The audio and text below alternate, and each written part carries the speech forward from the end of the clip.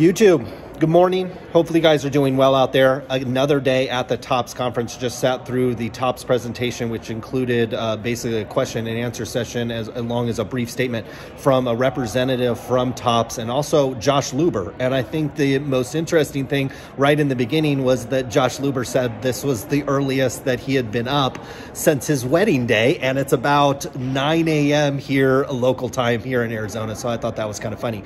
But look, so last night I ended up talking with quite a few shop owners. Okay, most of them own shops. Some of them are more focused on things like braking, and some of them are the more traditional hobby shop where they're not doing a lot of braking. And obviously the big topics and the big thing that a lot of people are talking about here at a show like this is getting your hands on products. So it's things like allocation, it's things like distribution, it's things like TOPS, and even Panini that's not here, selling more of their products direct. And obviously you have retail channels through Target and Walmart and those types of things as well. And obviously on Fanatics, now that they own TOPS, they're starting to sell a lot of the product through their own channels. And so I talked to a lot of different shop owners.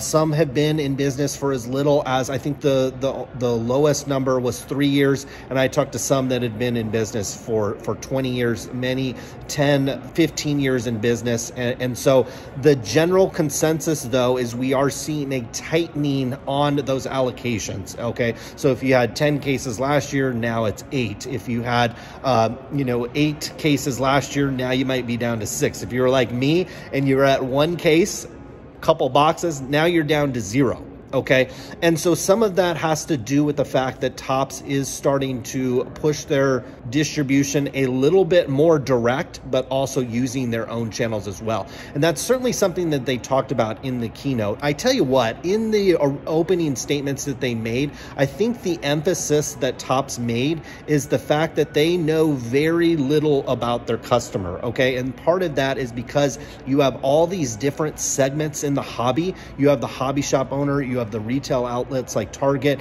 you have the distributors where a lot of this product flows through. You do have some people buying direct from these manufacturers, and there's this wide secondary market as well through eBay and other channels as well. And collecting all that data and understanding the customer, understanding their spending habits looks to be a priority over at TOPS. And look, I've heard this kind of stuff before, but I think now they actually have the infrastructure in place, or at least a company with some financial backing to actually get this done. That's another thing that Josh Luber brought up, is the fact that all the employees at TOPS were retained. So all the employees, unless they wanted to voluntarily leave, which I didn't get the sense of that, but all the TOPS employees that were around last year and the last couple of months are still there. But he did make an interesting point that over the next couple of months, he's actually trying to put together a team of senior leaders. So I actually think the leadership at TOPS at the surface level is going to be the same, but above them, it appears that they're probably going to bolt on,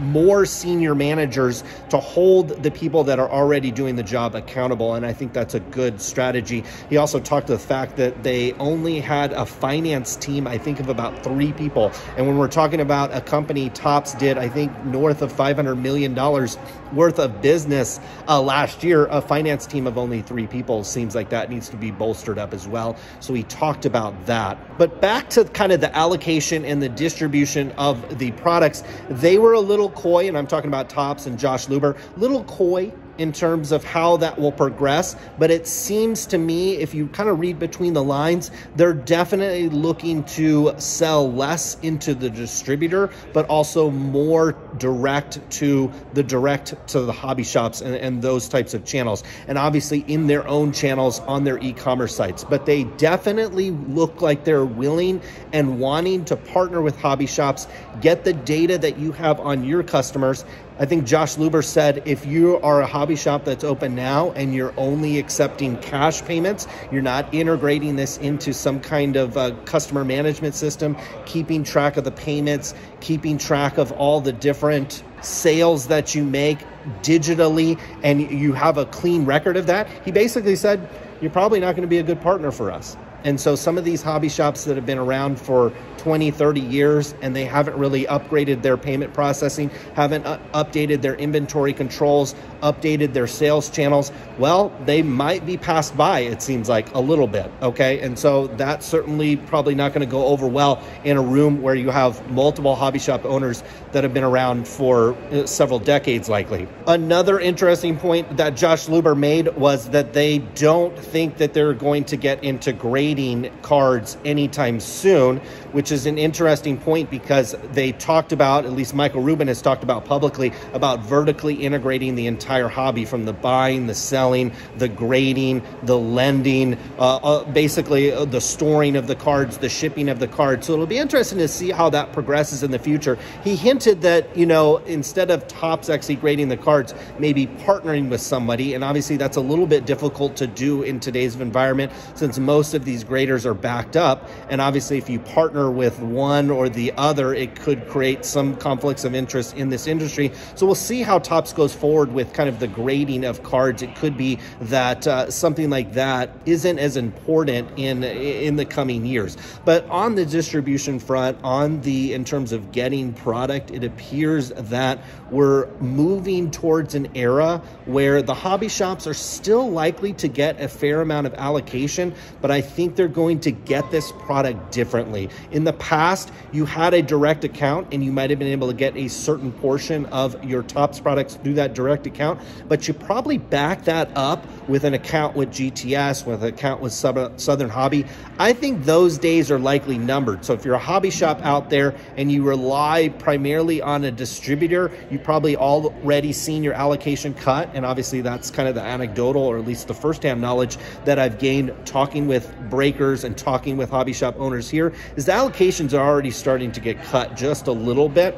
And I think that's likely to continue. It also is apparent that Josh Luber is still in the information kind of gathering stage. He literally just met the guy from Topps, I think on Friday, that he was up there speaking with. So he hasn't even, and I'm sure there's been maybe like telephone calls and maybe Zoom meetings, but he hasn't really sat down and really talked with the top leaders that are at Topps currently right now. And so that's why I think the strategy is likely to be, he is going to build out senior management that he hires that will end up ultimately answering to him, and those senior managers will deal with the current employees at Topps. Now, I know that's kind of inside baseball when it comes to what's going on at Topps, but that is when we're going to see the major changes start to happen.